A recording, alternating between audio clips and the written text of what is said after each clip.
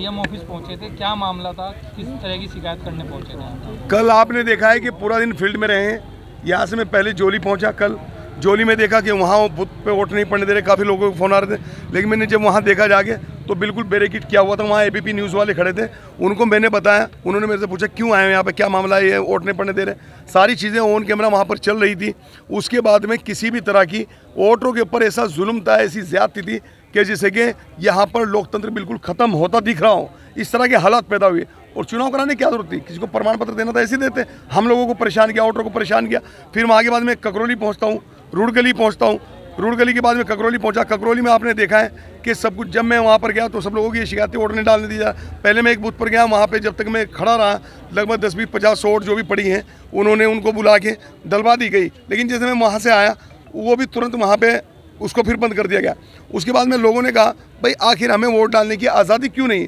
जो प्रशासन कल तक वोटरों के लिए इतना काम करता था कि प्रशासन वोटरों का स्वागत करता था, प्रशासन वोटरों के लिए स्कूलों को सजाता था, प्रशासन गुब्बारे लगवाता था, उन्हीं वोटरों पर आखिर पुलिस पिस्टल तानने पर क्यों मजबूर हो गई?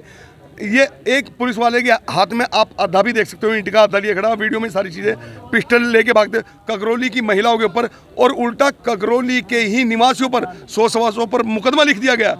क्या उनकी ये आज़ादी नहीं वोट डालने की? इस लोकतंत्र में उनको आज़ादी थी वोट डालने की।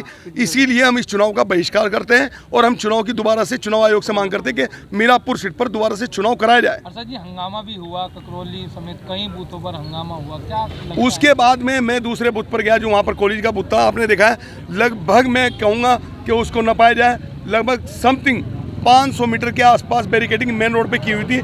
जैसे मैं वहाँ से और मेरे जिला अध्यक्ष मौलाना इमरान कासमी वहाँ से उतर के हम दोनों गए अंदर स्कूल में, बूथ पर जा रहे थे।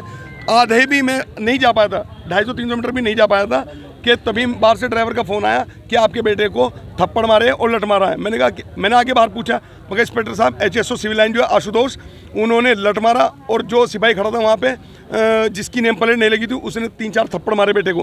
बेटा 9th क्लास में, 13 साल की उम्र है, कल से इतना मानसिक वो परेशान है। उसको ले जाके फिर इतना पूछने पर उसको गाड़ी में किस तरीके, आपने ऑन कैमरा सारी चीज़ देखी है, गाड़ी में किस तरह डाला गया। एक क्रिमिनल के साथ भी ये व्यवहार नहीं होता जो एक स्टूडेंट के साथ में कल आपके सामने किया गया।